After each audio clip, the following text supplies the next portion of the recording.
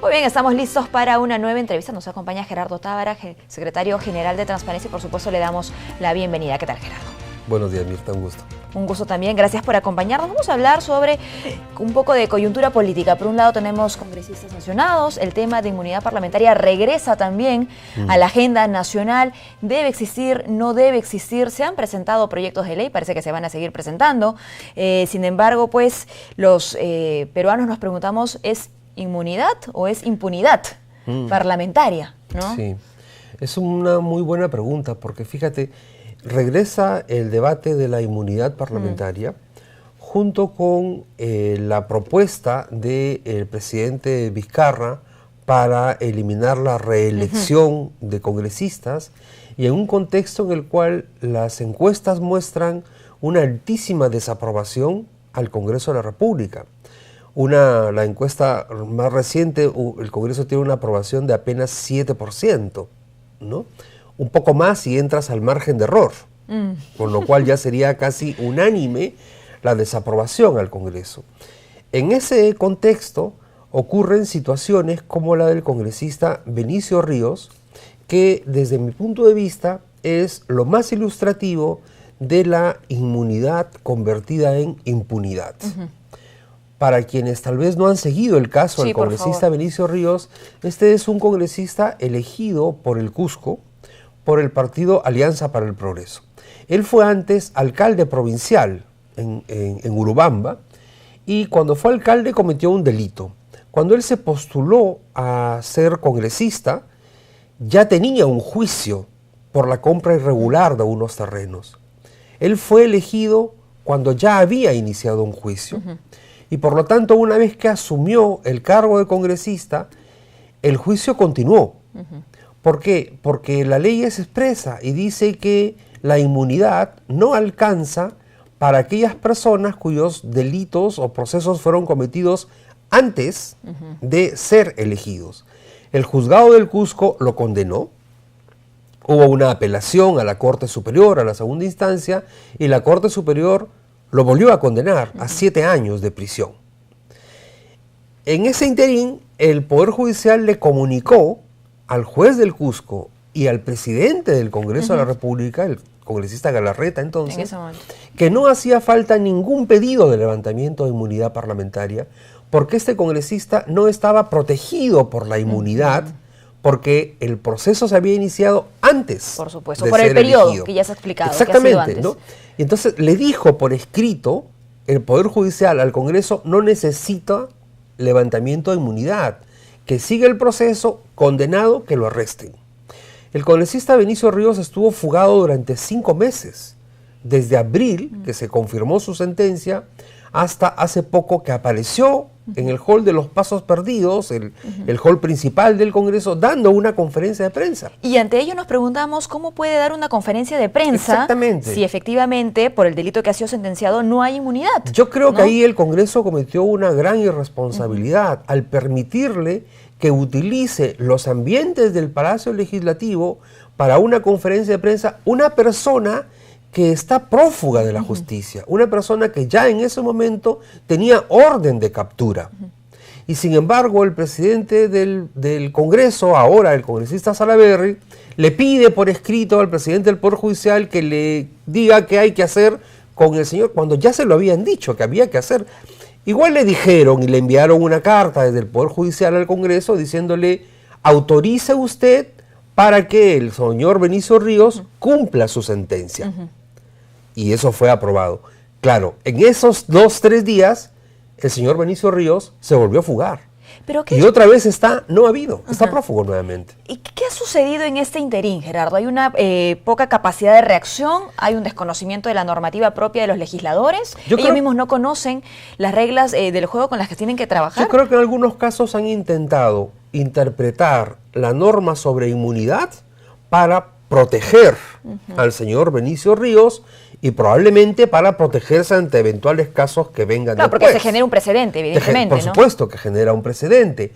Hay por lo menos 2 congresistas más que podrían terminar como el señor Benicio. Guillermo Martorell, congresista de Fuerza Popular por Tacna, y Zacarías Lapa, congresista del Frente Amplio, que tienen ya sentencia en primera instancia por delitos cometidos antes de ser congresistas. Claro. Igual que el señor Ríos. Si se confirma en segunda instancia, pasaría lo mismo que el señor Benicio Ríos. Tendrían que ir a prisión. Y se espera esa reacción también del Congreso, ¿no? Y entonces, claro, otra vez nos vamos a encontrar con que el Congreso le diga, no, dime qué es lo que tengo que hacer. El Poder Judicial ha hecho bien ahora al decir, vamos a llamar a un pleno casatorio, es decir, una sesión de los jueces supremos para establecer las pautas de cómo proceder en los casos de inmunidad parlamentaria.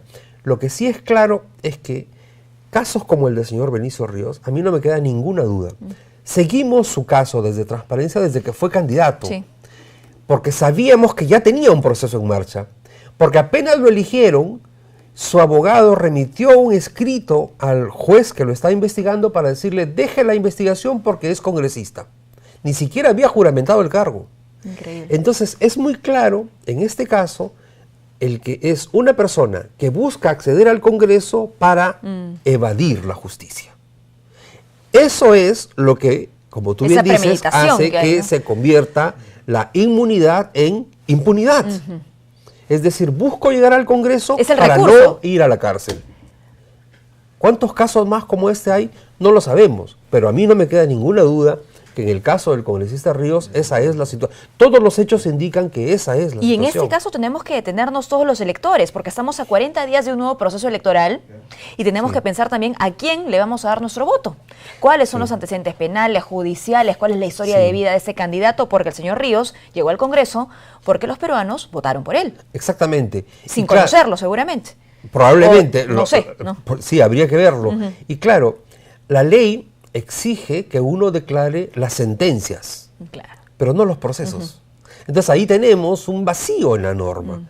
El Jurado Nacional de Elecciones está obligado a verificar que en la hoja de vida se incluyan las sentencias, no así los procesos. Claro, pero hay otros portales que sí ponen esa información a disposición. Hay otros portales de la prensa de investigación, medios de comunicación nacionales y regionales, Transparencia también, que estamos difundiendo los procesos que tienen estas personas. Y creo que es muy importante tenerlo presente. Nosotros hemos dicho en el caso de Lima, por ejemplo, el congresista Daniel Urresti es sabido por todos, porque es de público conocimiento, que hace tiempo él tiene un juicio por homicidio. Está acusado de haber mandado asesinar a un periodista en Ayacucho. Y tiene en Ayacucho una investigación por violación sexual.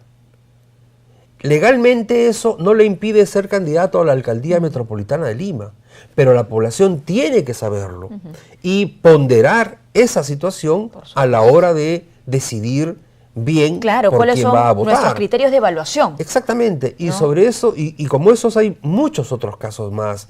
En Ancash, el candidato Calderón, Juan Calderón, ha sido socio de César Álvarez, ha estado en prisión con César Álvarez, sigue su juicio. En Puno, el candidato a gobernador regional Walter Adubiri se ha inscrito desde la clandestinidad. Está fugado porque tiene una sentencia a prisión. Y se ha inscrito, ¿por qué? Porque tiene un recurso de casación y por lo tanto... Está como congelado. Sí. Entonces, claro, todas estas situaciones tenemos que tenerlas en cuenta y a la luz del contexto político, todas estas situaciones creo que de alguna manera ayudan a entender por qué tanta desconfianza hacia la política, hacia los partidos políticos. Nosotros sostenemos que hay una crisis de representación en el Perú. La gente no siente que su alcalde lo represente. La gente hace rato dejó de sentir que su congresista lo representa. La gente percibe, la mayoría de la gente, percibe que la mayoría de congresistas están actuando no por representar los intereses de la población que lo eligió, sino por otros intereses, los del partido, intereses particulares, de alguna empresa, o etcétera, o que perdieron la brújula. Y entonces, por eso esa tremenda distancia que se genera entre el representante y los representados. Y por eso también esa gran expectativa que se ha despertado en torno a la convocatoria a un referéndum, que pueda tener, entre otros temas, el de la reelección o no reelección de los congresistas. Y que le regresa, le devuelve al ciudadano finalmente ese protagonismo que siempre queda perdido, ¿no? Exactamente. El otro día, conversando con un colega tuyo, le decía, es que la democracia tiene muchas virtudes, también tiene defectos y deficiencias. Una de ellas es que nosotros tenemos una democracia representativa. Elegimos autoridades para que vayan tomando decisiones en nombre de nosotros. Cuando esas decisiones no nos satisfacen, cuando sentimos que las autoridades, alcalde, gobernador, congresista, presidente de la República, empiezan a tomar decisiones al margen de los intereses de la población o en contra de los intereses de la población, entonces la democracia nos ha provisto de mecanismos de democracia directa. El referéndum es uno de ellos. Como el Congreso no quiere hacer la reforma, entonces le consultamos a la población si es que quiere este tipo de reforma o no. Claro. Y otros mecanismos. O como cuando el alcalde no quiere rendir cuentas, entonces la población junta firmas y le exige que le rinda cuentas. Y se necesita eso, una población activa, que conozca esos mecanismos, Una que no sociedad, tire la toalla, ¿no? Porque exactamente. nuestra democracia es indirecta cuando hay mecanismos que sí son directos. Una sociedad civil activa, vigilante, exigente, muy exigente, le da vitalidad a la democracia. Es indispensable en las circunstancias actuales que la población peruana se mantenga muy activa, muy vigilante, siempre en el marco de lo que permite el orden constitucional y la democracia, nunca por fuera de ello. Pero es fundamental una actitud de vigilancia y de exigencia por parte de la población. Nosotros hemos dicho, esta desconfianza ciudadana tiene justificadas razones. Yo pienso personalmente, Mirta, que hemos llegado a un punto en el cual dudar se ha convertido en una responsabilidad ciudadana. Cuestiona. No te lo compres tan fácilmente. Lee la hoja de vida, pero pregúntate si te está diciendo la verdad. Contrasta eso con otras fuentes.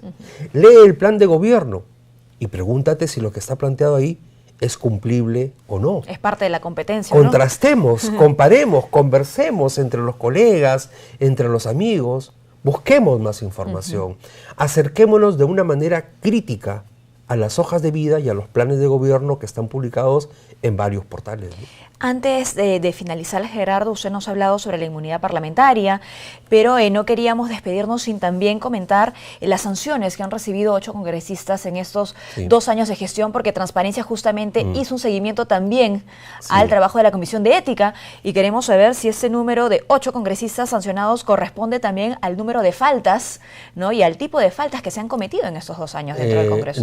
No, en realidad no corresponde. Nosotros hicimos un análisis por el cual vimos cómo se fue angostando la cantidad de denuncias presentadas, la cantidad de recomendaciones de sanción que la Comisión de Ética envió al Pleno se va reduciendo, y luego las sanciones aplicadas por el Pleno, ¿no?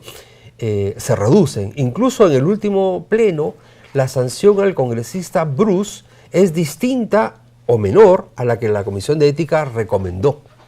Recomendó una suspensión de 60 días, que se la convirtió en una multa de 60 días.